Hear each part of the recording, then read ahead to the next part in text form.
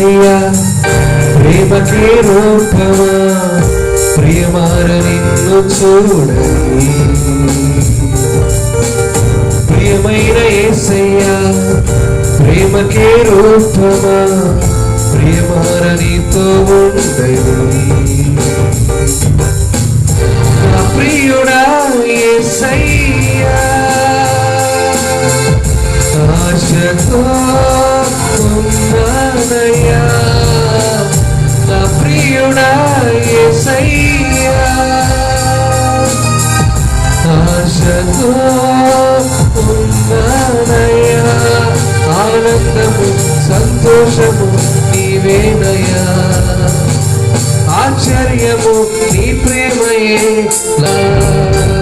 ఆనందము సంతోషము నీవేనయ్యా ఆశ్చర్యము నీ ప్రేమయే నాయడా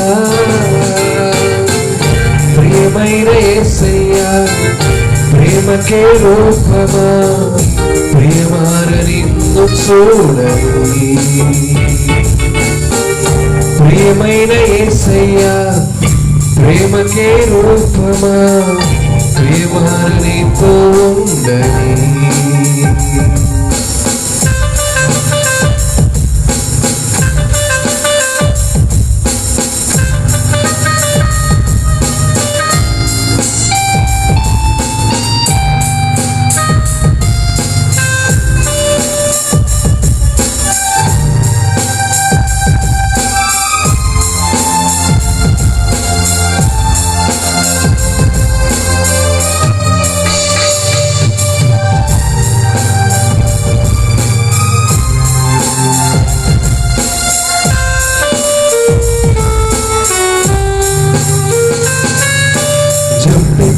ధారల కన్నా మధురమైన నీ ప్రేమను పరిశుద్ధరమైన నీ రూపును మరువలేను దేవా జొట్టకేని ధారల కన్నా మధురమైన నీ ప్రేమను అతి సుందరమైన నీ రూపును మరువలేను దేవా నా ప్రియుడా యేసయ్యా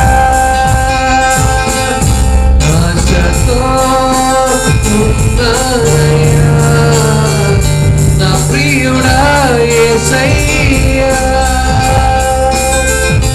ఆశతో ఉన్నానయ్యా ఆనందము సంతోషము నీవేనయ్యా ఆశ్చర్యము నీ ప్రేమయే నాయడా ఆనందము సంతోషము నీవేనయ్యా ఆశ్చర్యము నీ ప్రేమయే నాయడా ప్రియమైన యేసయ్యా ప్రేమకే రూపమా ప్రియమార నిన్ను చూడని ప్రేమ నమ్మకమైన దేవా నీకు స్తుతులు స్తోత్రాలు చెల్లించుకుంటున్నాం. ఈ మద్దాలి గ్రామాన్ని ప్రభా మీరు ప్రేమించి ఈ గ్రామ ప్రజల యొక్క రక్షణ కొరకు తండ్రి, ఈ గ్రామ ప్రజల యొక్క ప్రార్థనలు ఆలకించడానికి తండ్రి, ఈ గ్రామ ప్రజల్ని తండ్రి మీరు ఆశీర్వదించడానికి నాయన, ఈ గ్రామ ప్రజల్ని నిత్య రాజ్యానికి వారసులుగా చేసుకునే దాన్ని కొరగాను ప్రభా. ఈ ప్రాంతంలో నాయన మీరు నిర్మించినటువంటి మహాదేవుని యొక్క మందిరాన్ని బట్టి తండ్రి కృతజ్ఞతలయ్యా మీకు చెల్లించుకుంటున్నాం. సర్వేశ్వరుడా ఈ ఆలయమును దీవించండి తండ్రి, మీరు ఆశీర్వదించమని మా దేవ ప్రార్థన చేస్తున్నాం. ఈ శ్రేష్టమైన సమయంలో ఇదిగోనైనా దైవ సేవకులనైనా మరి మందిరాన్ని ప్రతిష్ఠిస్తుండగా ప్రభు మీ కృపలో జ్ఞాపకం చేసుకోండి. స్థానిక సంఘ కాపులనైనా రవి గారిని బట్టి విచేసిన దైవ సేవకులనైనా సంఘ బిడ్డలు రక్త సంబంధులు గ్రామ ప్రజలందరినీ బట్టి నాయన కృతజ్ఞతలు చెల్లించుకుంటున్నాం. ఈ కార్యక్రమానికి మీరు అధ్యక్ష వహించి మీ నామ మహిమార్థమే జరిగించమని యేసయ్య నామములో ప్రార్థన చేసి అడిగి వేడుకొనుచున్నాము తండ్రి, ఆమేన్. క్రీస్తు పిల్లరా, ప్రభు ఇచ్చిన మందిరాన్ని బట్టి అందరూ ఒకసారి చేతులకి స్తోత్రం చెప్తాం. హల్లెలూయా. ఈ పరిశుద్ధ మందిరాన్ని తండ్రి యొక్కయు కుమారుని యొక్కయు పరిశుద్ధాత్మ నామములో ప్రతిష్ఠించి ప్రవేశిస్తున్నాము. ఆమేన్. Thank you sir. పరిశుద్ధ పరిశుద్ధ ప్రభువా వరము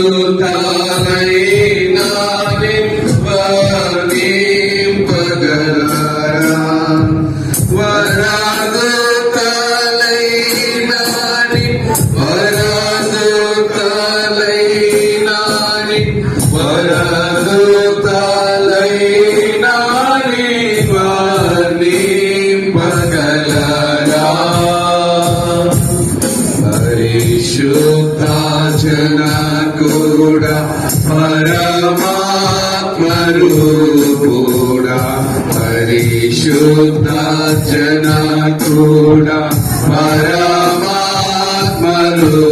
కూడా నిరూపమ బలబుద్ధి నీతి ప్రభావ. దయచేసి గమనించండి. మరి ప్రతిష్ఠిస్తున్నాం.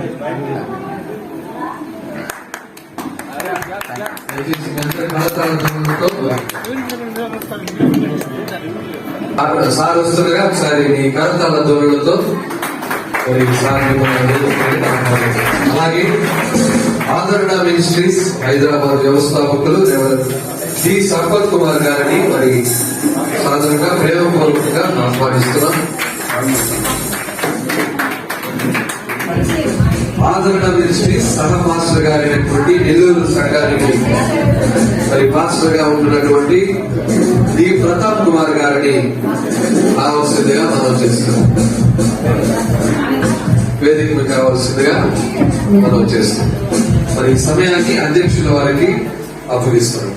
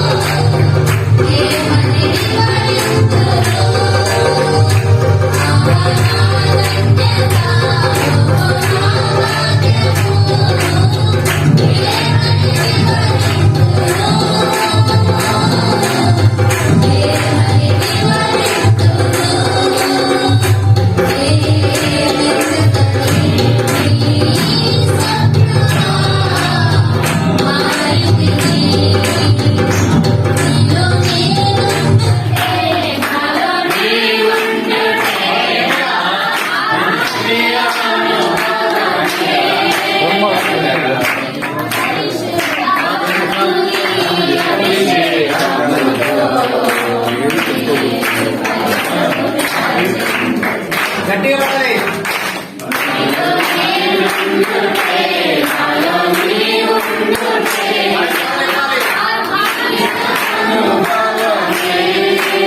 గట్టిగా.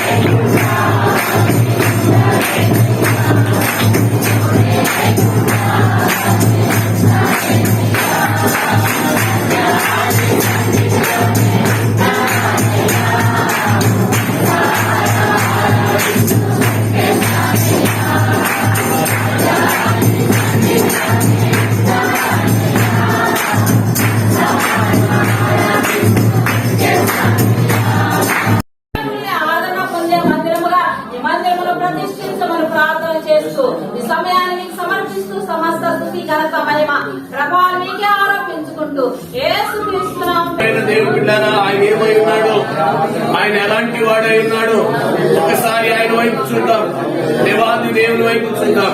ఆశ్చర్యకరుడు, అద్భుతకరుడు, ఆలోచనకర్త, నిత్యుడు తండ్రి, సమాధానకర్త అయిన దేవాది దేవుడు, నిన్న నేడు ఏకరీతి ఉన్న దేవాది దేవుడు.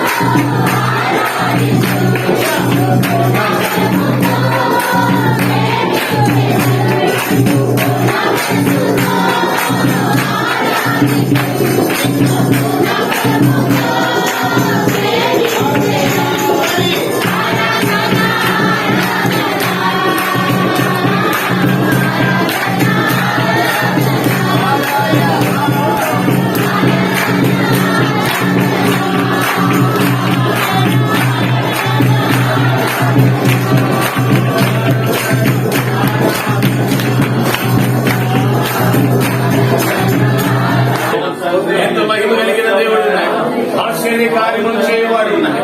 ఇదిగో నా తండ్రి, నాయన 3 బారిపైన చేయున్నాడు.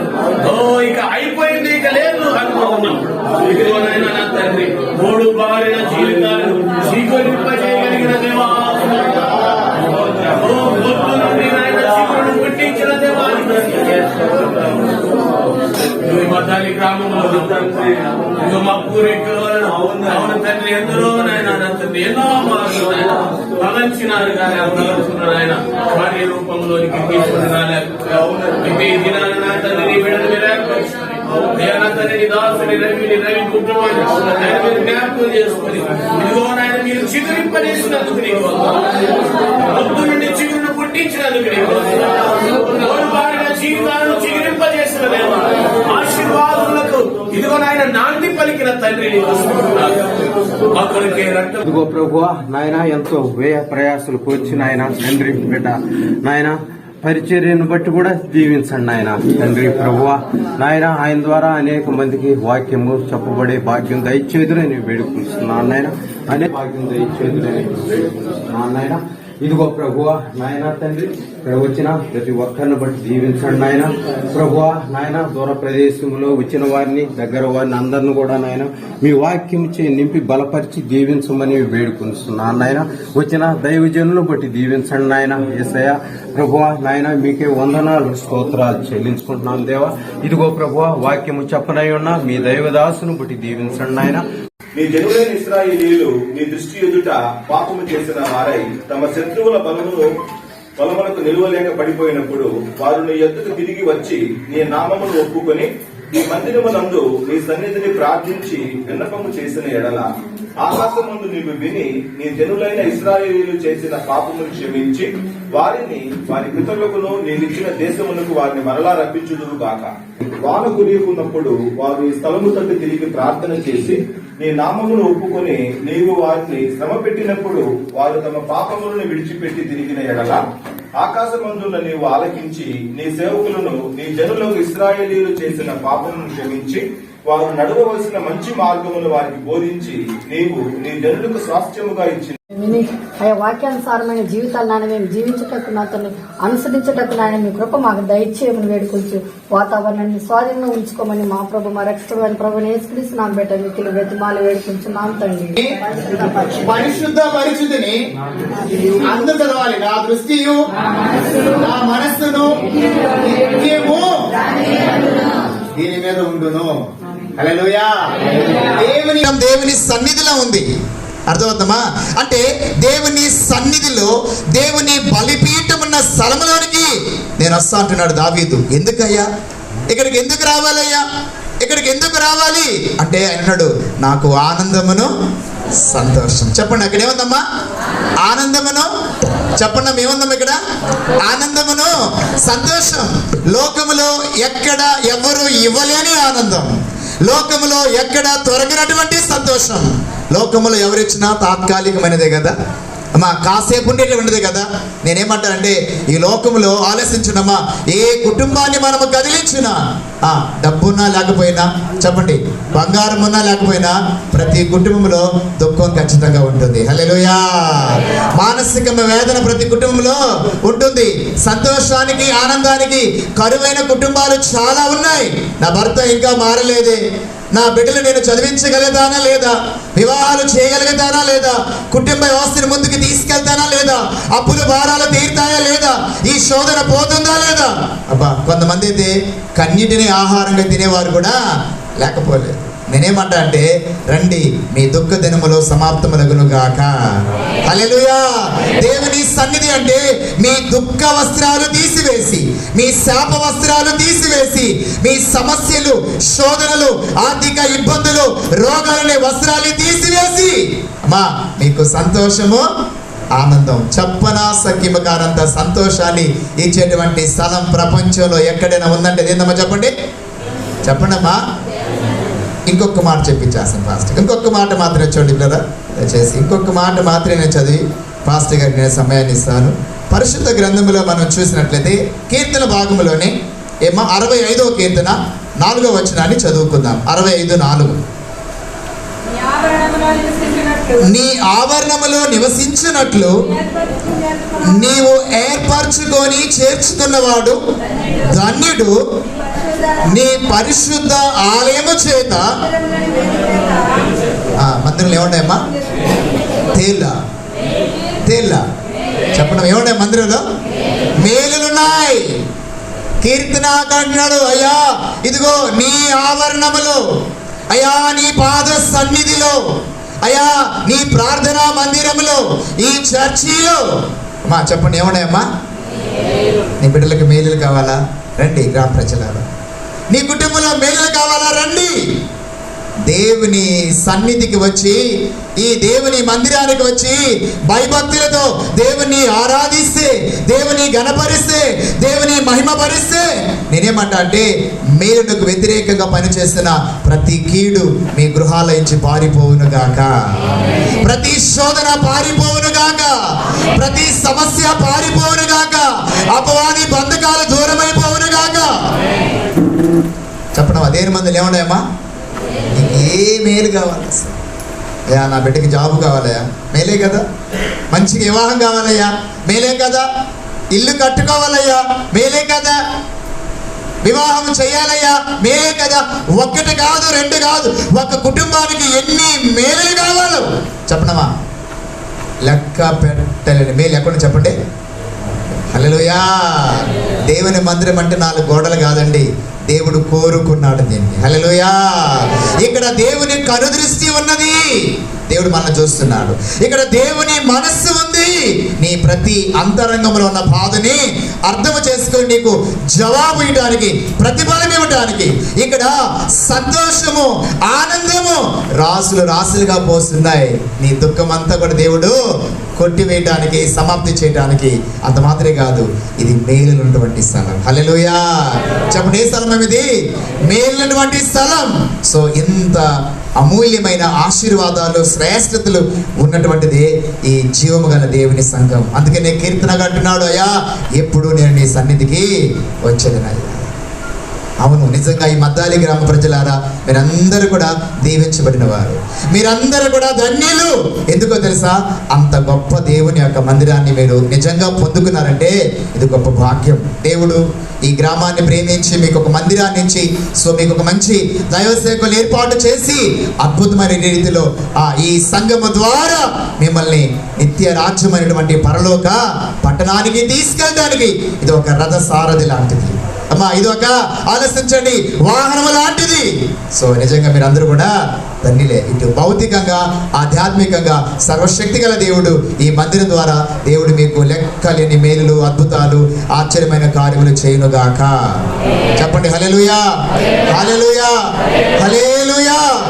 మంచిది ప్రియులారా, ఈ శ్రేష్టమైనటువంటి సమయంలో మనకు దేవుని యొక్క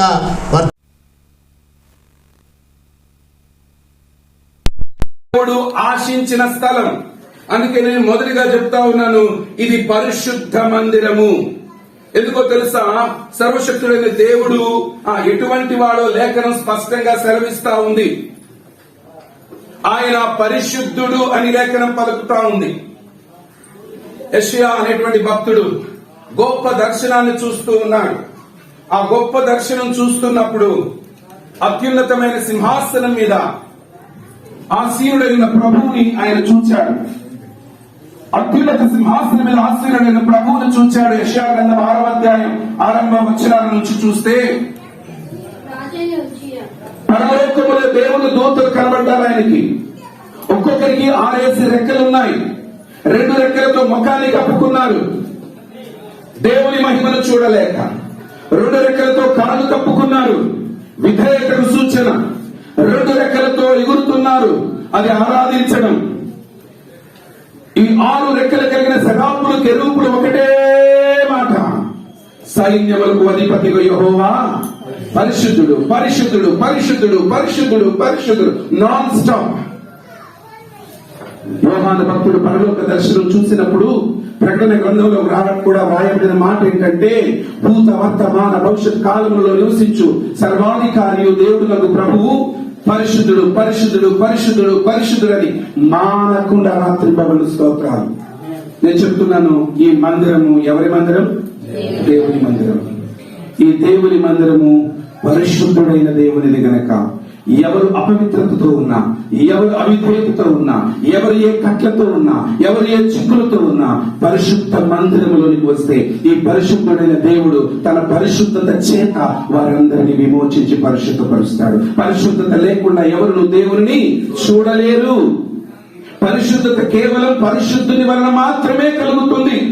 లోకంలో మరి ఎవరి వలన పరిశుద్ధత లేదు. ఎందరో లోకంలో ఉన్నారు గొప్పవారని, ప్రధానులని, ఇంకా ఇంకా దేవుళ్ళని పొగడబడుతున్న వారు, పూజింపబడుతున్న వారు. కానీ సర్వాధికారి ప్రభువునకు దేవుడు పరిశుద్ధుడని, ఆయన కుమారుడని యేసుక్రీస్తు సర్వలోకమును నిమిత్తమై, పాపముల నిమిత్తమై బలియాగమైన యేసుక్రీస్తు కూడా పాపము లేని పరిశుద్ధుడుగా ఈ లోకానికి వచ్చాడు. ఆ పరిశుద్ధుడని యేసు రక్తములో ఎవరైతే కడగబడతారో వారికి ఆయన పరిశుద్ధత వారసత్వముగా ఇవ్వబడుతుంది. ప్రియ దేవుని పిల్లలారా, పరిశుద్ధుడైన దేవుని సమీపించాలంటే పరిశుద్ధ మందిరంలోనికి వచ్చి పరిశుద్ధుడైన దేవుని ఆరాధించడం ద్వారా, పరిశుద్ధుడైన దేవుని విశ్వసించడం ద్వారా నీకు పరిశుద్ధత లభిస్తుంది. హల్లెలూయా. రెండవదిగా నేను మీకు జ్ఞాపకం చేస్తాను. ఇదే మొదటి రాజుల గ్రంథం 5వ అధ్యాయము 5వ వచనంలో, ఇదే రెండవ దినవృత్తాంతముల గ్రంథంలోనే ఉందాం. మనం రెండవ దినవృత్తాంతముల గ్రంథం 6వ అధ్యాయం చూడండి,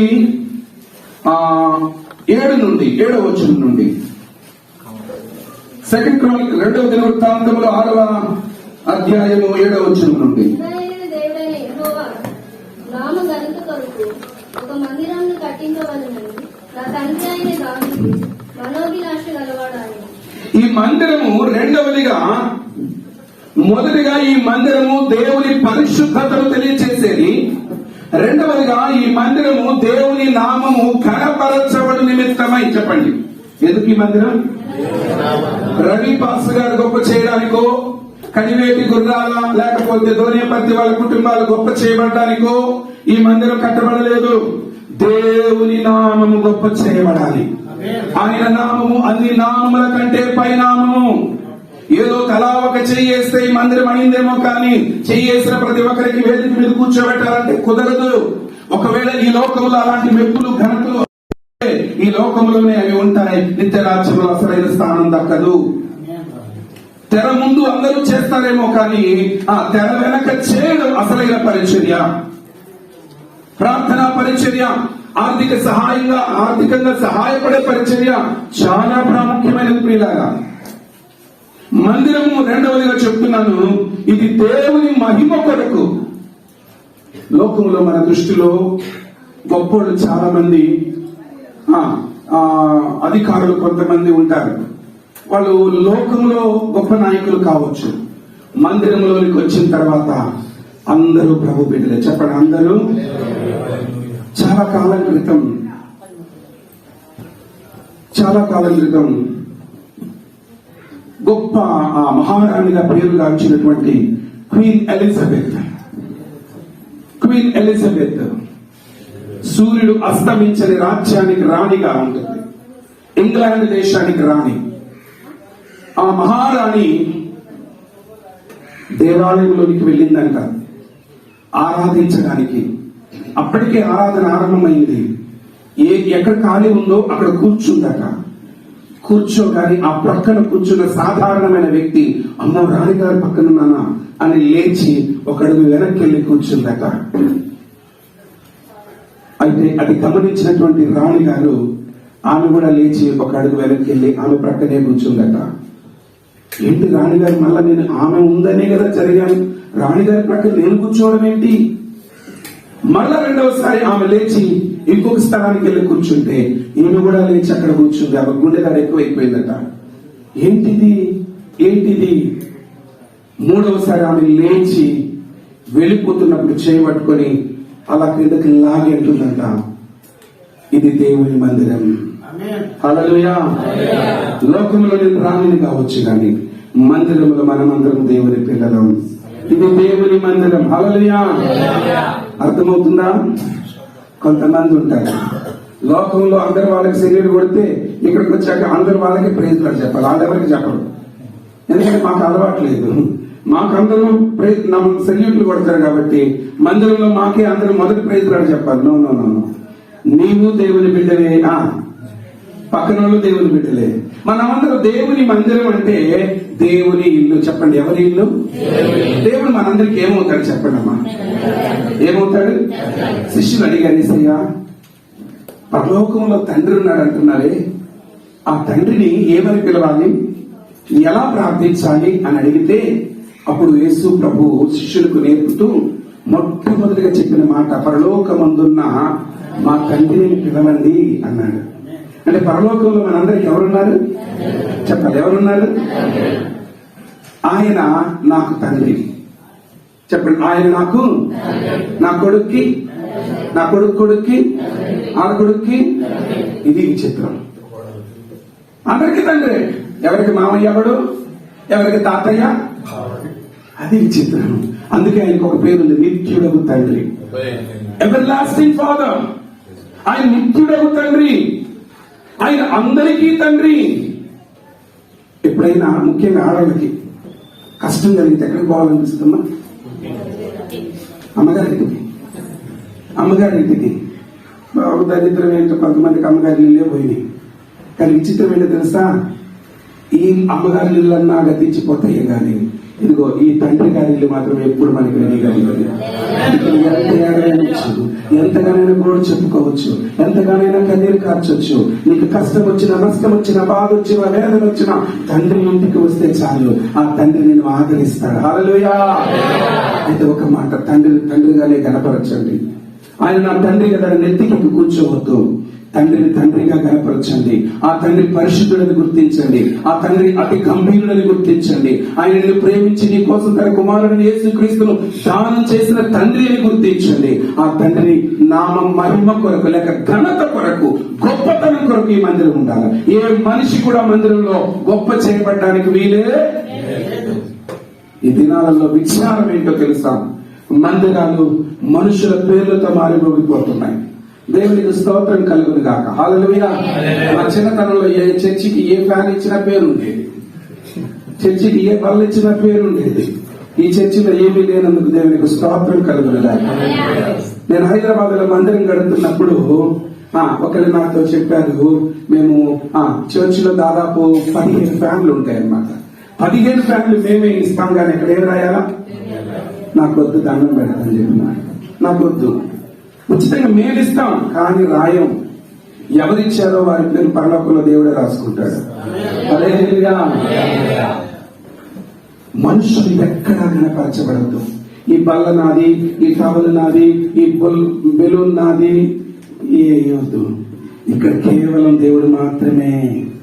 ఇది రెండవ సంగతి. చెప్పండి, ఇది రెండవ సంగతి. మూడవది చదవబడినటువంటి 2వ దినవృత్తాంతముల గ్రంథంలో 6వ అధ్యాయంలో 22వ వచనం, ఎవడైనా తనకు పొరుగు వారిని ఎడల తప్పు చేసినప్పుడు అతని చేత ప్రమాణం చేయించుటకై అతని మీద ఒట్టు పెట్టబడిన ఆ ఒట్టు ఈ మందిరమందు నీ బలిపీఠము ఎదుటికి వచ్చినప్పుడు నీవు ఆకాశము మందు విని నీ దాసులకు న్యాయము తీర్చి, ఏం తీర్చి?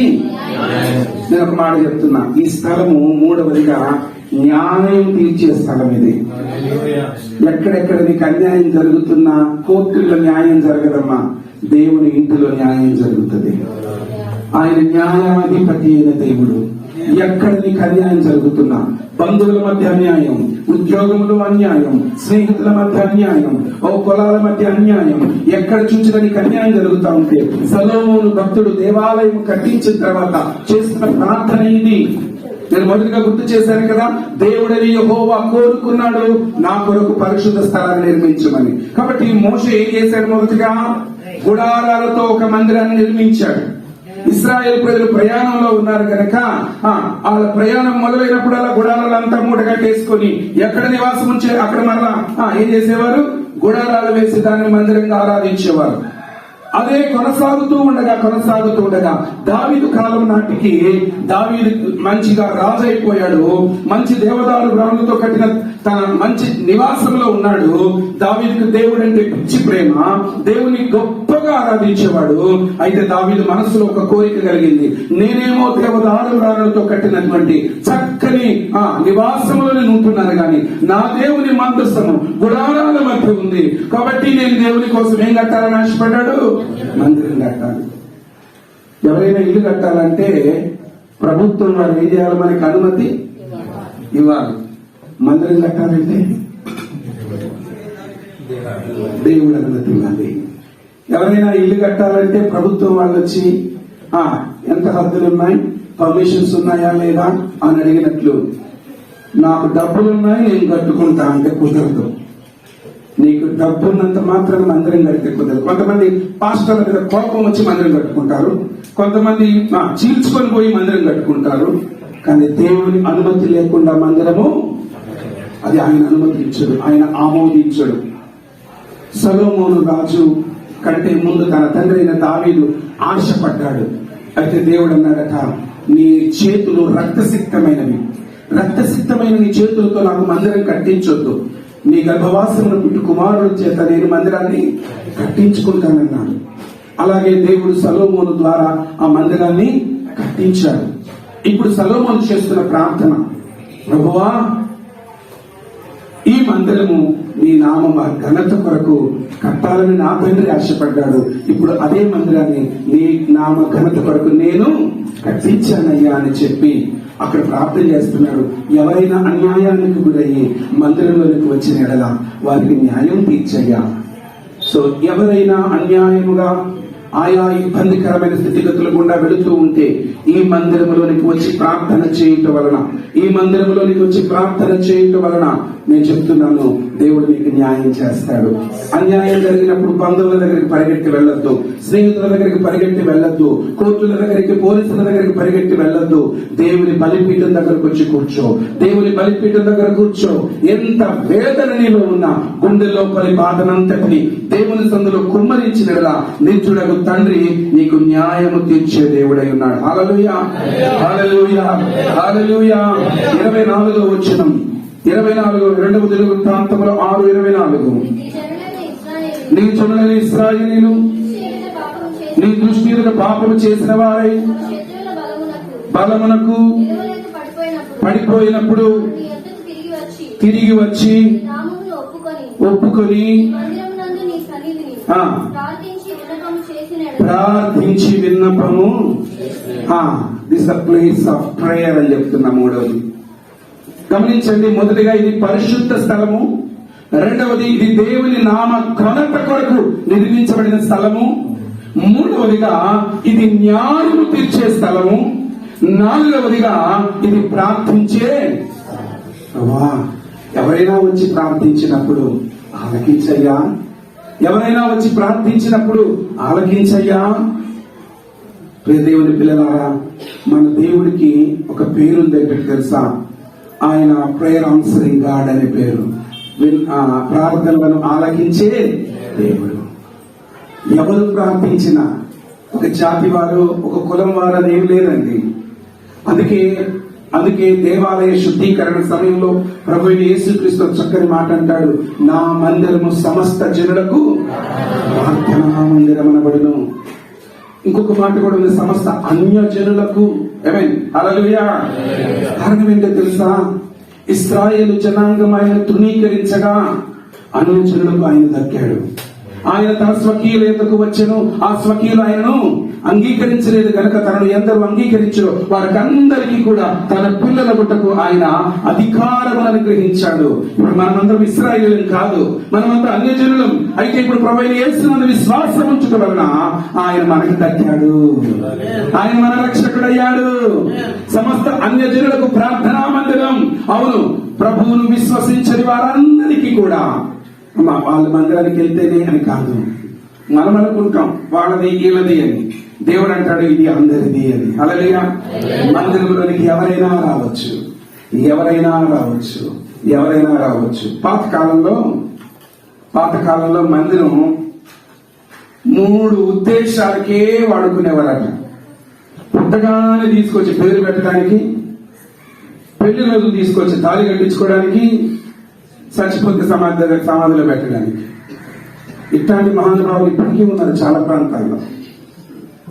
మేం పలానా చర్చి అని చెప్పుకుంటారే తప్ప ఆ మంత్రి సంఘ పోషణ కట్టేస్తా ఉంటే వాళ్ళకి సమాధుల తోటలోనో పెళ్లి మెంబర్షిప్ మెయింటైన్ చేస్తే చాలనుకుంటారు. అందుకు కాదు మందిరం. నీకు కష్టం వచ్చినా, నష్టం వచ్చినా, ఇరుకు వచ్చినా, ఇబ్బంది వచ్చినా, ఏ పరిస్థితి వచ్చినా దేవుని సన్నిధిలో ప్రార్థన చేసిన అద్భుతం ఏంటో తెలుసండి? ప్రార్థన ద్వారా మనం దేవుని సమీపించగలుగుతాం. ప్రార్థన ద్వారా దేవుని మనం రీచ్ అవ్వగలుగుతాం. అతి పరిశుద్ధుడైన దేవుని మనం ఎలా సమీపించగలమండి? కానీ ప్రార్థన ద్వారా తండ్రి అని ఆయన దగ్గరికి రావడం ఎంత గొప్ప భాగ్యం కదా. మేము ఈ ప్రాంతాల్లో ఉన్నప్పుడు మా పెద్దలు పాస్టర్లను తీసుకొస్తే వాళ్ళు చేస్తున్న ప్రార్థనలు విచిత్రం ఏంటంటే నాకు జ్ఞాపకం వచ్చింది. మా పెద్దలంతా కూడా వాళ్ళ బిజీలోకి అయిపోయి వాళ్ళ పిల్లల మీద మేము ఎదుగుతున్న దినాలలో కొంతకాలానికి ఇక్కడ కూడికలన్నీ నిర్లక్ష్యం అయిపోయింది. 94-95 సంవత్సరాలు అనుకుంటాం మా చిన్నాన్ని ఇక్కడ కోటకు వచ్చారు. అప్పుడు మేము ఒక టీమ్ గా తయారైపోయింది. ఏంటంటే సువార్త సేవా బృందం అని యవన బ్యాచ్ అంతా ఇదిగో సైలట్ గా గోస్పాలమ్మ, ప్రదీప్ మామ, అప్పుడు గొప్ప ప్రీచర్ ప్రదీప్ మామ, ఇప్పుడు ఎక్కడున్నాడు కానీ ప్రదీప్ మామ అందరికి లీడర్. అప్పుడు మాకు సంచులు కొనేటువంటి స్తోమత లేదు. ఒక పెద్ద దుప్పటిని మాకు మేమే సంచులుగా గుట్టేసుకొని సుమంతు, పండు, నేను, ప్రతాపు ఇంకా కొంతమంది యవనస్తులనే ఎక్కడ ఎవ్వరు శాంతి కుమార్ ఎక్క కావచ్చు అందరం సంచి ఒకే అందరూ గ్రీన్ కలర్ దుప్పటి బాగా గుర్తు నాకు. గ్రీన్ కలర్ దుప్పటిని చించేసేసి చేతితో కుట్టామో మిషన్తో కుట్టారో తెలియదు కానీ దాంట్లో అన్ని సంచులు, యాంప్లిఫైర్ ఏదో ఒకటి దాన్ని చిన్న మైకులు అన్ని పెట్టుకోవడం. ఈ దరిదాపులో ఇక్కడికి వచ్చి చాలా సార్లు వైర్ని అది లైట్ తగిలించడం, లైట్లు కూడా మేమే తెస్తాం. లైట్లు కూడా మాతోనే. మా అందరికి బ్యాడ్జీలు ప్రదీప్ మామ రెడీ చేసేసారు. సువార్త సేవా బృందం చిన్నక్క కూడా ఉంది కదా, సువార్త సేవా బృందం బ్యాడ్జీలు మాకు అందరం టకటకగా వచ్చేస్తాం. విచిత్రం ఏంటో తెలుసా, ప్రదీప్ మామ ఇప్పుడు ఫస్ట్ ప్రీచర్. మాకు అసలు రాదు వాక్యాలు. నేనేమో అప్పటికి ఇప్పటికి ఎప్పటికీ ప్రార్థనే. శైలక్క, శాంతక్క, శాంతకుమార్ అక్క మేమంతా ప్రార్థన చేస్తా ఉంటే, చిన్నకేమో పాటలు పాడుతా ఉంటే, ప్రతాప్, సుమంతు డబ్బులు కొడతా ఉంటే, ప్రదీప్ మామ మాత్రం ఆ రోజుల్లో ప్రకటన గ్రంథం చెప్పేసేవాడు. హల్లెలూయా, దేవుడు ప్రదీప్ మామని మళ్ళా వాడుకున్నాను గాక. ఎందుకే నేను ఇక్కడ విత్తనం పడింది. ఎందుకు మాట చెప్తున్నాను తెలుసా? ప్రార్థనలు ఎక్కడ వ్యర్థం కావు. మన పితరులు మన కొరకు చేసిన ప్రార్థనలు, మనం మన కుటుంబాల కొరకు చేస్తున్న ప్రార్థనలు, పైగా దేవాలయంలో అడుగు పెట్టి చేసే ప్రార్థనలు వ్యర్థము కానీ ప్రభువునందు మీ ప్రయాస ఏం కదట వ్యర్థము కాదు. కాబట్టి ప్రార్థించే స్థలం. 5వదిగా 26-27 వచ్చిన చూడండి. వారు నీ దృష్టి ఎదుట పాపము చేసినందున ఆకాశము మూయబడి వాన కురికున్నప్పుడు వారు ఈ స్థలము తట్టు తిరిగి ప్రార్థన చేసి నీ నామమును ఒప్పుకొని నీవు వారిని శ్రమ పెట్టినప్పుడు వారు తమ పాపములను విడిచిపెట్టి తిరిగిన ఎడల ఆకాశమందున నీవు ఆలకించి నీ సేవకులను నీ జనులను ఇశ్రాయేలీయులు చేసిన పాపమును క్షమించి ఈ స్థలము క్షమాపణ దొరికే స్థలం. చెప్పండి, ఏం స్థలం ఇది? ఏదో తప్పు చేసేసి నీ దగ్గరకు వచ్చి తండ్రి అంటే నువ్వు క్షమించయ్యా. చెప్పండి, కొన్నిసార్లు కన్న తండ్రి కూడా క్షమించడు, కొన్నిసార్లు కన్న తల్లి క్షమించదు. చేయాల్సినంత చేసేసి ఇప్పుడు వచ్చి సారీ అంటే సరిపోదా అంటారు రోషంతో. కానీ ప్రేమగా నేసే ఏమంటాడో తెలుసా? పోనీ బిడ్డ ఇప్పటికేం తెలుసుకొని వచ్చినావుగా రా అంటాడు. లోబడనల్లని ప్రజల వైపు తిననల్లా చేతులు చాచి ఎంత ఘోర పాపినైనా క్షమించే ప్రేమ కలిగిన దేవుడు ఈ మందిరంలో నిలిచినాడు. సేవకుల ముందే చెప్పాడు, ఇది దేవుడు కోరుకునినా స్థలం. ఇక్కడ ఆనందం ఉందని చెప్పారు. అవును, క్షమాపణ. ఇంకెక్కడా క్షమాపణ లేదు. ప్రభు యేసుక్రీస్తు మంచంలో పడిన వ్యక్తి దగ్గరికి వెళ్లి ప్రభు చెప్పాడు, వాళ్ళు తాళ్లతో కట్టి దించితే అందరూ స్వస్థత గురించి మాట్లాడతాడు యేసయ్య అనుకుంటే ప్రభు ఒక మాట అన్నాడు, కుమారుడా నీ పాపములు క్షమించబడ్డాయి. మత్తయి సువార్త 9లో ఆశ్చర్యపడ్డారు అక్కడ శాస్త్రులు, పరిశీలు, ప్రధానులు, గొప్పవాళ్ళంతా. ఇదేంటి పాపాల గురించి మాట్లాడతాడేంటి? దేవుడు కాదు కదా ఆయన. వాళ్ళ దృష్టిలో ఆయన దేవుడు కాదు, అందుకనే ఈయన దేవుడు కాదు కదా. అప్పుడు ప్రభువైన యేసుక్రీస్తు ఒక మాట అన్నాడు, పాపములు క్షమించుటకు మనుష్య కుమారునికి భూమి మీద the son of man has authority to forgive the sins అనే మాట అక్కడ రాయబడి ఉంటుంది. మనుష్య కుమారుడికి పాపములు క్షమించే అధికారం ఉంది. కారణం ఏంటో తెలుసు? ఆయన పాపము లేనివాడు గనక. పాపము లేనివాడు మాత్రమే పాపిని క్షమించగలడు. దేవాలయము దేనికి గమనించండి. ఐదవదిగా ఇది క్షమాపణ దొరికే. ఎవరు క్షమించకపోయినా ఏం బాధలేదు. సారీ అని అడిగావా, అయిపోయింది. వాళ్ళ కాళ్ళు పట్టుకొని మళ్ళా అడగాల్సిన అవసరం లేదు. మనుషులు క్షమించడం సిద్ధ మనసు అన్ని వేళల మనుషులకు ఉండదు, కానీ దేవుడు ఏ వేళలోనైనా క్షమించే దేవుడు. నీ పాపమును బట్టి, నీ అవిధేయతను బట్టి, నీ తిరుగుబాటు స్వభావం బట్టి, నీ వ్యసనాన్ని బట్టి ఆయన పాదాల దగ్గరికి వచ్చి దేవాలను క్షమించు అంటే చాలు. క్షమించుటకు సిద్ధ మనసు కలిగిన దేవుడు. 5వది 7 మాటలతో ముగిస్తాం. 6వది ఇదే 28వ వచనం నుంచి చూద్దాం. దేశమందు కరువు గాని తెగులు గాని కనబడినప్పుడైనను, గాడ్పు దెబ్బ గాని, చిత్తపడుట గాని, తగినప్పుడైనా, మిడతలు గాని, చీడ పురుగు గాని దండు దిగినప్పుడైనను, వారి శత్రువులు గాని ఎవడైనను ఇశ్రాయేలీయులకు ఈ జనులందరూ కలిసి అయినను నొప్పి గాని కష్టము గాని అనుభవించుచుడు ఈ మందిరపు తట్టు చేతులు చాపి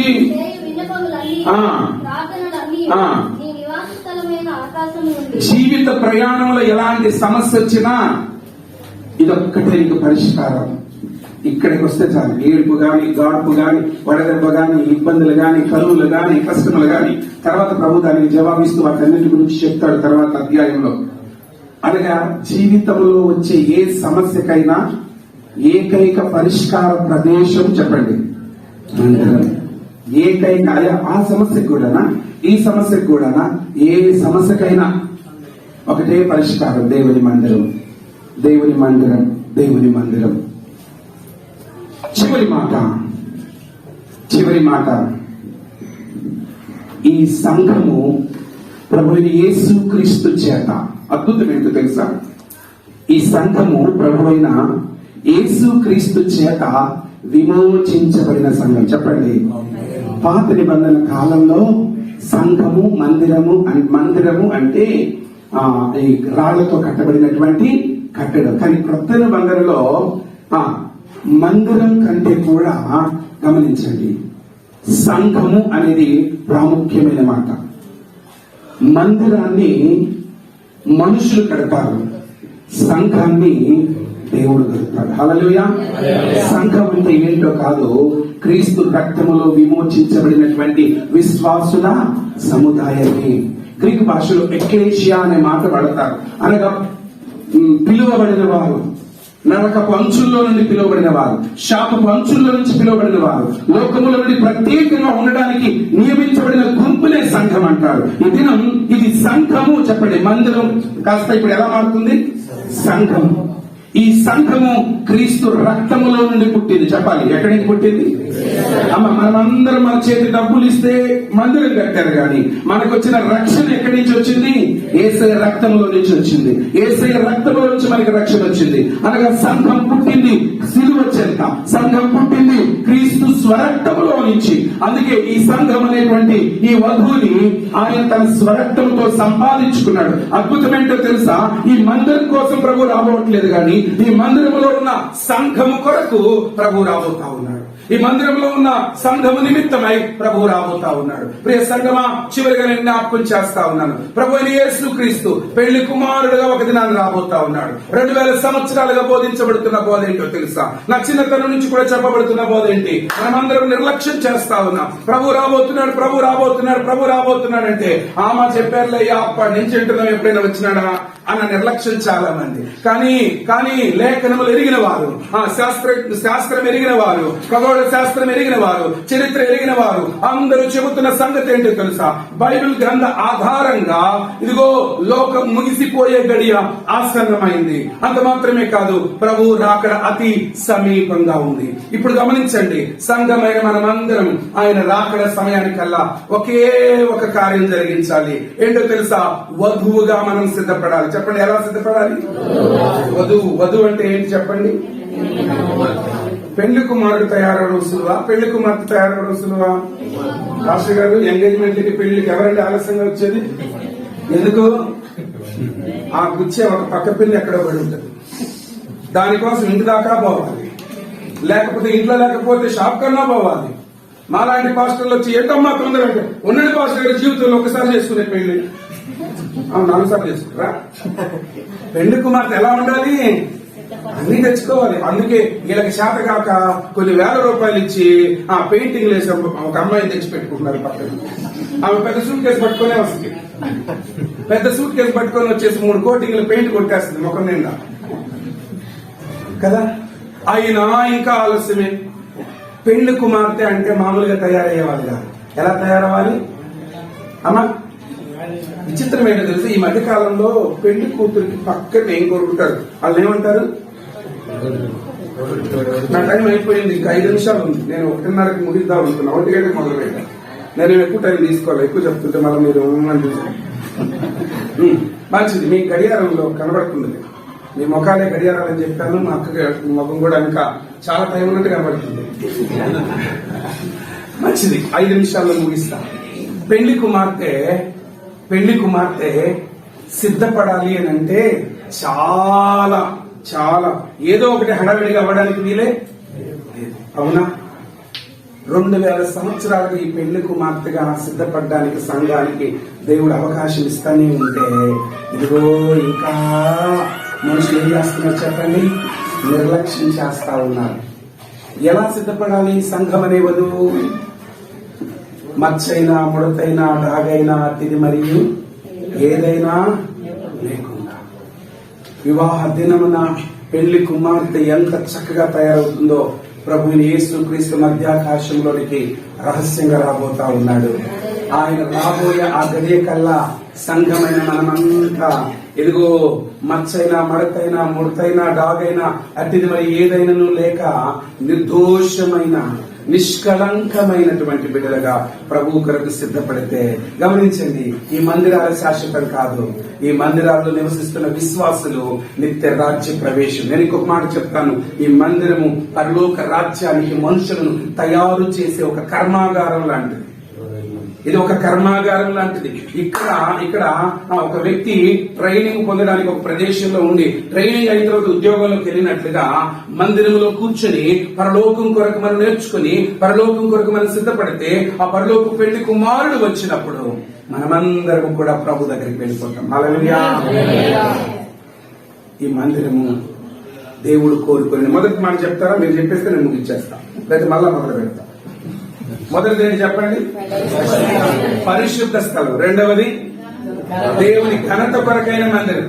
మూడవది ఏ అన్యాయంలో వెళుతున్నా ఇక్కడికి వస్తే నీకు న్యాయం జరుగుతుంది. నాలుగవది ఏ ఇబ్బందులు ఉండని వెళుతున్నా ప్రార్థన చేస్తే చాలు, ఇది ప్రార్థించే స్థలం. ఐదవది క్షమాపణ దొరికే స్థలం ఇది.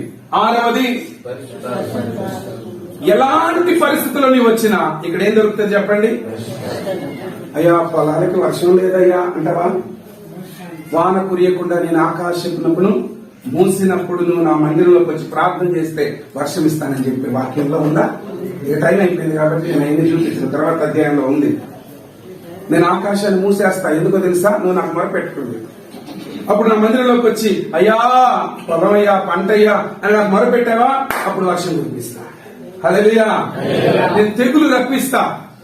తెగులు నుంచి తప్పించమని నువ్వు వచ్చి మొరపెట్టావా? నేను తెగులు తప్పిస్తా. హల్లెలూయా. కాబట్టి ఏ పరిస్థితిలోనైనా సరే ఆయన దగ్గరకు వచ్చి ప్రార్థన చేస్తే ఆయన అలాంటి తెగుళ్ళ నుంచి మనల్ని ఏం చేస్తాడట? చివరిది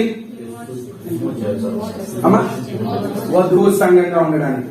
ఈ మాట మీకు అర్థమయ్యే రీతిలో ఒకే మాట్లాడుతున్నాను. వధువు పరలోకపు పెళ్లి కుమారుడు తన సంఘం కోసం రాబోతా ఉన్నాడు. ఈ ప్రయాసం ఎందుకండి?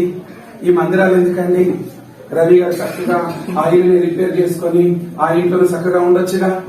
ఆయన హృదయంలో దేవుడు భారం పెట్టాడు. సహోదరి సురేఖాన్ని నేను ప్రశంసించాలి ఈరోజు. ఎందుకంటే కొంత క్రెడిట్ మా చెల్లిది కూడా ఉందనుకుంటా. ఇక్కడ ఖచ్చితంగా కొంత కాదు, మనం దాదాపు 80 శాతం మంచి ప్రార్థనా పరురాలు ఒప్పుకోవాలి. సహోదరి మంచి ప్రార్థనా పరురాలు. ఆమె ఎంటర్ అయిన తర్వాతనే మా రవి గారు కొంచెం దేవుళ్ళలోకి వచ్చారు. అవునంటారక్క? ఆ తరకాయ ఒప్పుతున్నారు. నిజమే, కొంతమంది జీవితాలు కొంతమంది ఎంటర్ అవ్వడం ద్వారా నేను చాలాసార్లు గమనించాను. సురేఖ చేస్తున్నటువంటి సురేఖ అనొచ్చు పాస్టమ్ గారు, స్థానిక పాస్టమ్ గారు కదా, ప్రార్థనా పరురాలు. తన భక్తి, తన ప్రార్థన. ఇప్పుడే వారి తల్లి గారు ప్రార్థన చేశారు. పెళ్ళైనప్పుడే వాళ్ళ తల్లిదండ్రులు ఇంటి కుటుంబం, సేవకుల కుటుంబం అనగా అబ్బా స్తోత్రం, మధ్యాహ్నానికి ఒక సేవకుల కుటుంబంతో మరలా ముడివేయబడింది అనుకున్నాం. కానీ ఇంతకాలానికి అప్పటి నుంచి మొదలు పెడితే ఇప్పటికి ఎన్నేళ్ళ పెళ్ళయి అని 7 ఏళ్ళు అడుగుతున్నారు. ఈ సంవత్సరం అది లెక్క పెట్టుకోమంటున్నాడు మనల్ని. 14 సంవత్సరాలు. 14 సంవత్సరాలకి ఆ అత్తగారి ప్రార్థన, భార్య ప్రార్థన, వీరందరికంటే ముందుగా పితరులు చేసిన ప్రార్థనలు ఈరోజు సేవకులుగా రవి గారిని దేవుడు నిలబెట్టుకున్నాడు.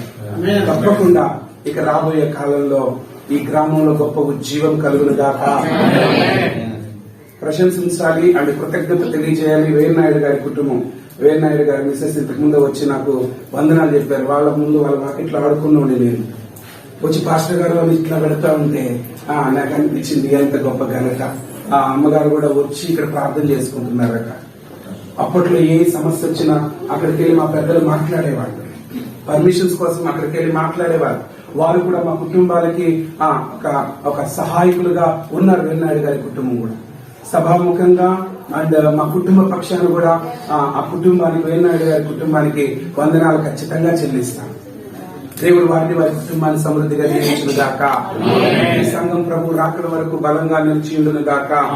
అనేక మంది ఈ సంఘంలో రక్షించబడుదురు గాక. ఈ సంఘపు సరిహద్దులు విశాలపరచబడును గాక. స్థానిక సేవకులు బలంగా దేవుని పరిచయం జరిగించును గాక. మీ అందరికీ వందనాలు. దేవుడు దీవించును గాక. ఈ గ్రామ రక్షణ కొరకు అతన్ని ఇక్కడ ఒక దీప స్తంభాన్ని నిలబెట్టామని ఆయన నీ వందనాలు అయ్యా. నీ వందనాలు ప్రభు. గ్రామాన్ని రక్షించు ప్రభు. గ్రామంలో తల్లి అనేక మంది నాతో స్తోత్రమ తల్లి, నీ రక్షణ మార్గం నడిచి నీ నామం ఘనత కొరకు నాతో స్తోత్రమ తల్లి, ఈ మందిరంలోకి నడిపింపబడి అనేక మంది ప్రభా స్తోత్రమ తల్లి నాయన మారుమూడి చెందిన అతను పరలోక రాజ్యానికి నైనా వాళ్ళ ఆయుధ వర్షమని అడుగుతా స్తోత్రమ తల్లి. నీకు వందనాలు. ఈ గ్రామమే కదా స్తోత్రమ తల్లి. చుట్టుపక్కల గ్రామాలు దర్శించు ప్రభావ, అనేక మందిని ప్రభావ నడిపించి నీ నామానికి మహిమగానంత స్తోత్రమ తల్లి. వాడుకోమని స్తోత్రమ నాయన. నీకు వందనాలు. వందనాలు తల్లి. అయ్యా రవిని బట్టి ఆయన వందనాలు. అయ్యా చిన్న సహోదరుని బట్టి అతని స్తోత్రమ క్రీస్తునందు ప్రేమైనటువంటి దేవుని సంగమం, మా ఆహ్వానాన్ని మన్నించి మీరందరూ కూడా వచ్చినందుకు మీ అందరికీ కూడా నాకు తెలియజేస్తున్నాను. అలాగే వాక్యం అందించినటువంటి మా బంధువైనటువంటి సాల్మన్ సంపత్ గారికి కూడా నా ప్రత్యేక వందనాలు తెలియజేస్తున్నాను. అలాగే వేదికను అలంకరించి ఇప్పటి వరకు దీక్ష వహించినటువంటి చాలం పాస్టర్ గారికి కూడా నా వందనాలు. అలాగే మా రిలేటివ్ అయినటువంటి ప్రతాప్ దైవ సేవకులు కూడా నా వందనాలు తెలియజేస్తూ ఉన్నాను. అలాగే మా మామగారు అయినటువంటి కృపారావు కూడా నా వందనాలు తెలియజేస్తున్నాను. మోని అన్న మా బ్రదర్ అయినటువంటి మోని అన్న కూడా నా వందనాలు. అలాగే మీకు వచ్చిన ప్రతి ఒక్కరికి కూడా నా ప్రత్యేక వందనాలు తెలియజేస్తూ ఉన్నాను. కొద్ది 5 నిమిషాలు మాత్రమే నేను చెప్పాలని ఆశపడుతూ ఉన్నాను. 2016 ఏప్రిల్ 12వ తేదీన ఇక్కడ పరిచయం ప్రారంభమైంది. మా ఇంటిలో పెట్టాం. 2016 ఏప్రిల్ 12. అలాగే పునాది వేసిన తేదీ ఏంటంటే 2021వ సంవత్సరము జూన్ 11వ తేదీ. మరలా ప్రతిష్టారాధన నవంబరు 12వ తేదీ దేవుడు ఇచ్చాడు. చూడండి, ప్రారంభించిన తేదీ 12, మరలా ఆయన ప్రతిష్టారాధన కూడా 12వ తేదీ జరగడం అనేది చాలా ఆశ్చర్యకరము. అందును బట్టి దేవునికి వందనాలు తెలియజేస్తూ ఉన్నాను. వాతావరణాన్ని కూడా దేవుడు అనుకూలించాడు. అందరి ప్రార్థనలు, మా బంధువులందరికీ ప్రార్థన చేయమని అందరూ కూడా ఎన్నో విజ్ఞాపనలతో ప్రార్థన చేశారు. సంఘాలకు చెప్పి మేము ప్రార్థన చేయించాం. రాత్రికాల సమయంలో మేము అందరం కూర్చొని కూడా ఇక్కడ ప్రార్థన చేశాం. ఎందుకంటే దేవా, నీ కార్యం జరగాలి, నీ నామానికి అవమానం రాకూడదు నాయన, మమ్మల్ని నిలబెట్టు నా తండ్రి సాక్షిగా అని చెప్పి ప్రార్థన చేసినప్పుడు మా బంధువులందరూ రావాలి, మా స్నేహితులు రావాలి అని చెప్పి అందరి కొరకు మేము ప్రార్థన చేశాం. ఆ చేసిన విధంగా ఈ రోజు మన దేవుడు నమ్మదగిన వాడు కాబట్టి అద్భుతం చేశాడు. హల్లెలూయా. ఇంతటి గొప్ప కార్యం జరుగుతుందని కూడా నేను అనుకోలేదు. మొట్టమొదటిగా చెప్పాలనుకుంటే 2007 సంవత్సరం మా అమ్మగారు చనిపోయిన తర్వాత నేను నెల్లూరు వెళ్ళిపోయాను.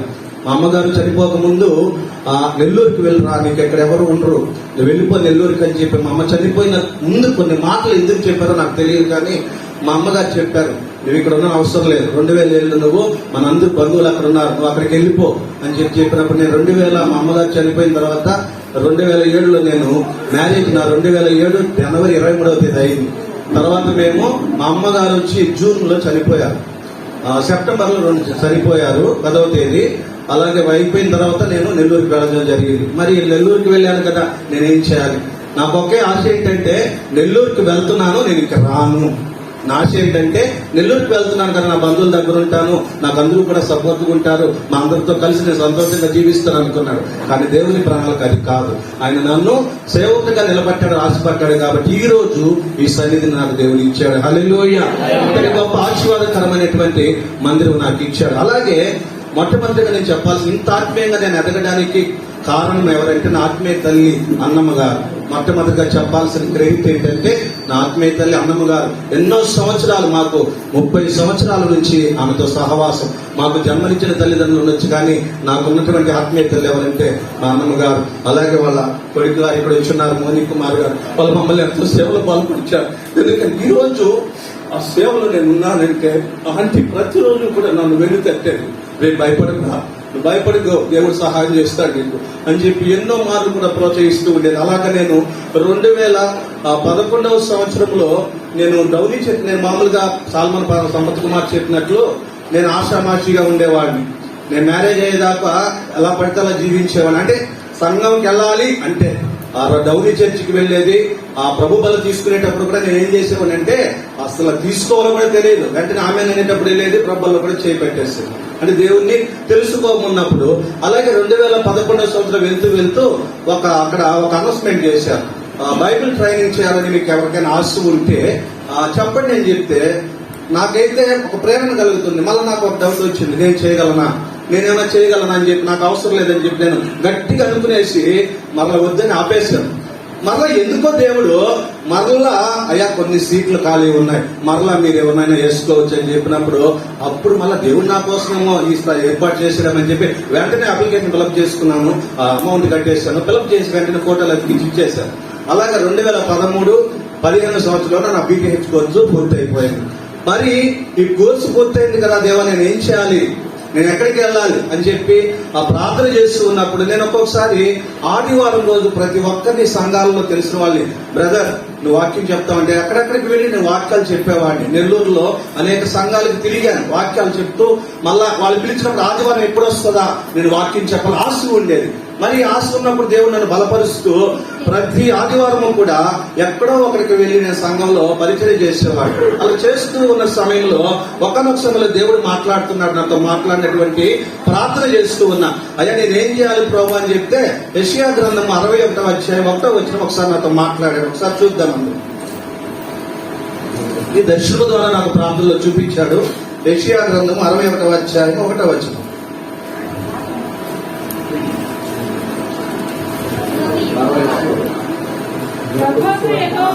నా మీదకి వచ్చి ఉన్నది, దీనులకు సువర్తమానము ప్రకటించుటకు యెహోవా నన్ను అభిషేకించెను. కలిగిన హృదయం గల వారిని దృఢపరచుటకును, చెరలోనున్న వారికి విడుదలను, బంధింపబడిన వారికి విముక్తిని ప్రకటించుటకును యెహోవా హితవత్సరమున. చాలమ్మా. మొదటి వాక్యంతో దేవుడు, నేను ప్రార్థన చేస్తూ ఉన్నాను. ఆ ప్రార్థన చేస్తే అయ్యా నేను ప్రతిరోజు కూడా ప్రతి ఆదివారం ఎవరినో ఒకరిని అడగాలి, నేను సేవ ఎక్కడికి వెళ్ళాలి, నేను ఎవరికి వాక్యం చెప్పాలి, నాకు ఆశ అయితే ఉంది, నేను కోర్సు చేశాను కదయ్యా, మీరు చెప్తేనే కదయ్యా అని చెప్పి ఆ బైబిల్ ట్రైనింగ్ అవ్వాలని ప్రేరణ వచ్చిన తర్వాత మా ఆంటీ గారికి నేను ఫోన్ చేశాను.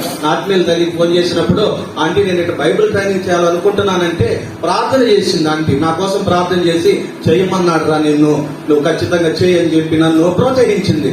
అప్పుడు నేను వెంటనే అప్పుడు బయలుదేరాను అప్లికేషన్ ఫిలప్ చేయడానికి. అప్పుడు వెంటనే ఎందుకంటే దేవుడు పిలిచాడు కాబట్టి నన్ను ఎట్టయినా వాడుకుంటాడని చెప్పి అనుకున్నా. అలాగే అలా వెళ్ళిపోయి పరిచయం చేస్తూ ఉన్నప్పుడు ఆదివారం ఎక్కడికి వెళ్ళాలి ఇదే వస్తున్నప్పుడు ఈ మాటను నాకు గుర్తు చేశాడు. నేను ఈ వాక్యంతో నిన్ను బలపరుస్తున్నానని చెప్పినప్పుడు అలాగనే వాక్యాలు చెబుతూ అక్కడ సంఘాలు వాడబడుతున్నప్పుడు అన్నమ్మ గారు 2020వ సంవత్సరంలో దేవుడు ప్రార్థన చేసింది నాకు, రవి నువ్వు పూర్తిగా సేవకు అప్పగించుకోవాలరా, నువ్వు ఎందుకంటే నువ్వు వెళ్ళిపో, నీకు దేవుడు నీకు సంఘాన్ని ఎక్కడైతే చూపి నువ్వు ఎక్కడ సేవ చేస్తున్నాడో అక్కడికి నేను వెళ్ళమంటున్నాడు. మళ్ళా నీ మద్దాల గ్రామానికి నేను తీసుకెళ్తాను అంటున్నాడు. నువ్వు గట్టిగా ప్రార్థన చేయి, నీ దేవుడు నీకు సహాయం చేస్తాడని చెప్పి 2020 సంవత్సరంలో నన్ను ఆంటీ బలపరి ప్రార్థన ద్వారా చెప్పి నన్ను మళ్ళా కూడా అప్పుడు 2020లో రావాలని అనుకున్నాను. కానీ నేను దేవుని చిత్తముకు లేక ఆ కరోనా సమయం జరుగుతూ ఉంది 2020లో.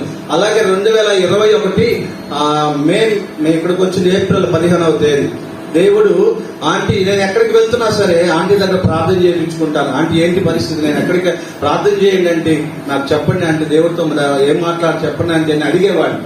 అలా అడుగుతూ ఉన్నప్పుడు దేవుడు ఈ వాక్యము నాకు ఎందుకు ఇచ్చాడో తర్వాత నాకు అర్థమైంది. ఈ వాక్యం నాకు ఎందుకు చూపించాడు దేవుడు అంటే దీనిలో నేను సువార్త ప్రకటించాలని నేను ఎన్నుకున్నాడేమో, అందుకని నన్ను మళ్ళా మద్దాల గ్రామానికి తీసుకెళ్తున్నాడేమో అని చెప్పి దేవుడికి కృతజ్ఞతాస్తుతులు చెల్లించి అక్కడైతే చాలా మంచి జాబ్ చేసుకుంటూ ప్రశాంతంగా ఉంది నా జీవితం.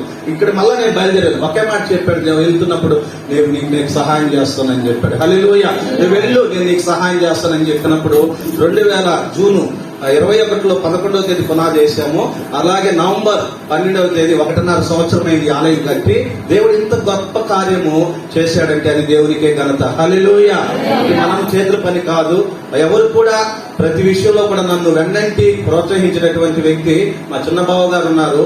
2016 సంవత్సరంలో నేను వచ్చినప్పుడు సేవకి ఇక్కడ నాతో కూడా ఆయన వచ్చేవాడు. ఆదివారం అక్కడ ముగించుకొని యునైటెడ్ చర్చిల్లో అక్కడికి వెళ్లకుండా నా దగ్గరకు వచ్చి నన్ను ప్రోత్సహించాడు. బలపరి కొద్దిగా మాటలు చెప్తే ఇలా చేయాలి, ఇలా ఉండాలి అని చెప్పి కొన్ని ప్రోత్సహిస్తూ కొన్ని సంవత్సరాలు 1 సంవత్సరం పక్కకు వెళ్ళిపోయాడు. అంటే మళ్ళీ ఆయన సంఘానికి ఆయన వెళ్ళడం. ఎందుకంటే ఆయన సంఘం అది ఇక్కడికి. ఎందుకంటే మనకు దేవుడు ఇచ్చాడు ఈ సంఘంలో మనం అందరం కలిసి చేద్దామని చెప్పి అక్కడి నుంచి పునాది చేసి ప్రారంభం చేశాము.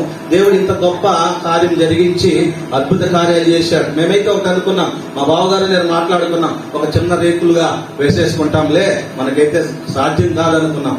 దేవుడు చెప్పాడు కదా, ఎందుకు ఇవ్వడు దేవుడు అని చెప్పి మేము ప్రార్థన చేసినప్పుడు ఇంత గొప్ప కార్యం చేశాడు. హల్లెలూయా. దేవుడు చెప్పాడు, దేవుడు చెప్తేనే కదా నేను వచ్చింది, ఖచ్చితంగా నాకు సహాయం చేస్తాడని. ఎంతో మంది మా బంధువుల ప్రోత్సాహము, ఎంతో మంది ఆర్థిక సహాయాలు, ఈ మందిరంలో ప్రతి ఒక్క బిడ్డ హస్తం ఉంది. హల్లెలూయా. ప్రతి ఒక్క బిడ్డని దేవుడు బలపరిచి వాళ్ళంతగానో మమ్మల్ని ప్రోత్సహించి ఆలయానికి సపోర్ట్ చేయడానికి, ఆలయంలో మా ఈ రోజు ఇంత సంతోషకరంగా మా బంధువు తీసుకొచ్చుకొని నేను వాక్యం చెప్పించుకోవాలి, అనేక మందికి రక్షణ సువార్తను ప్రకటించాలని చెప్పి నేను అనుకుని ఈ రోజు దైవ సేవకులు నేను ఆల్రెడీ అడిగాను, నాకు అసలు కుదరదు రవి, నేను రాలేనని చెప్పేశాడు. నాకు అసలు కుదరదు అని చెప్తే నాకు తెలియదు సల్మాన్, నేను అందరికి చెప్పేశాను నువ్వు ఖచ్చితంగా రావాల్సిందని చెప్పి. అప్పుడు సల్మాన్ అన్నాడు, మళ్ళీ ఓడు నువ్వు అసలు ఏంటి మాట్లాడతావు, నువ్వు అసలు ఎందుకు చెప్తావు ఇట్లా అని చెప్పినప్పుడు నేనైతే చెప్పేశాను నువ్వు ఖచ్చితంగా రావాలని చెప్తే ఆల్ నైట్ ప్రేయర్ కూడా శుక్రవారం ఉంది, కానీ నేను ఎట్లా చేసి ఖచ్చితంగా వస్తాను రవి అని చెప్పాడు. ఇదంతా కూడా దేవుని ఏర్పాటు, మనం చెప్తే కాదు కానీ దేవుని సంకల్పం ఉంది కాబట్టి. అలాగే వచ్చిన మీ అందరికీ కూడా నా ప్రత్యేక వందనాలు. మా బంధువులందరూ కూడా నాకు ఎంతో ప్రోత్సాహం చేసి ఈ పరిచయలో ముందుకు వెళ్ళడానికి నాకు సహాయం చేశారు. అలాగే మీ అందరికి కూడా మంచి విందుని ఏర్పాటు చేయడం జరిగింది. దేవుడు ఇచ్చినటువంటి ఆ విందులో కూడా మీరందరూ కూడా పాలు పొప్పులు పొంది ఇంకా నా పరిచర్యలో నేను ముందుకు బలంగా వాడబడడానికి మీ అందరూ కూడా ప్రార్థన చేయాలని మేమందరికి కూడా నేను కృతజ్ఞత తెలియజేస్తూ చిన్న సాక్ష్యం ముగిస్తూ ఉన్నాను.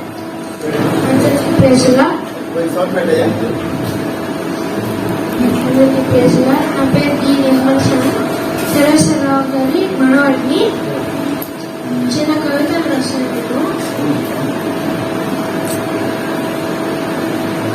ఇది నూతన మందిరం, దేవుని పరిశుద్ధ ఆలయం. ఇది నూతన మందిరం, దేవుని పరిశుద్ధ ఆలయం. మనం ఇక్కడ ఉండలేము 1 దినం కంటే ఎక్కువ, కానీ అదే శ్రేష్టము 1000 దినముల కంటే ఎక్కువ. రండి దేవుని మందిరంలోకి, అలాగే రండి దేవుని రక్షణలోకి.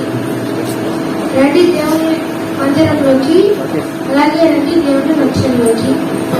ఇది యేసుక్రీస్తు రక్షణ సంఘం, యేసుతో మనకు ఏర్పరిచిన పరిశుద్ధ బంధం. ఇది యేసుక్రీస్తు రక్షణ సంఘం, యేసుతో మనకు ఏర్పరిచిన పరిశుద్ధ బంధం. యేసు చూశాక ఈ కట్టడాలు పరలోకము జరుగుతాయి సంబరాలు. యేసు చూశాక ఈ కట్టడాలు పరలోకంలో జరుగుతాయి సంబరాలు. ఇక్కడ జరుగుతున్నది ఆలయ ప్రతిష్ట వేడుక. ఇది విశ్వాసులందరికీ ఘనమైన పండుగ. ప్రతిష్ట వేడుక ఇది విశ్వాసులందరికీ ఘనమైన పండుగ. ఇది శుభకరమైన రోజు, దేవునికి స్తుతి నైవేద్యం సమర్పించే రోజు. ఇది శుభకరమైన రోజు, దేవునికి స్తుతి నైవేద్యం సమర్పించే రోజు.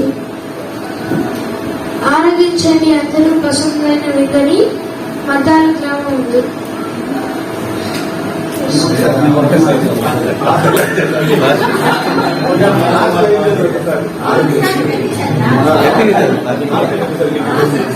ఆరగించండి అందరూ పసందైన విందు మతాల గ్రామం ఉంది.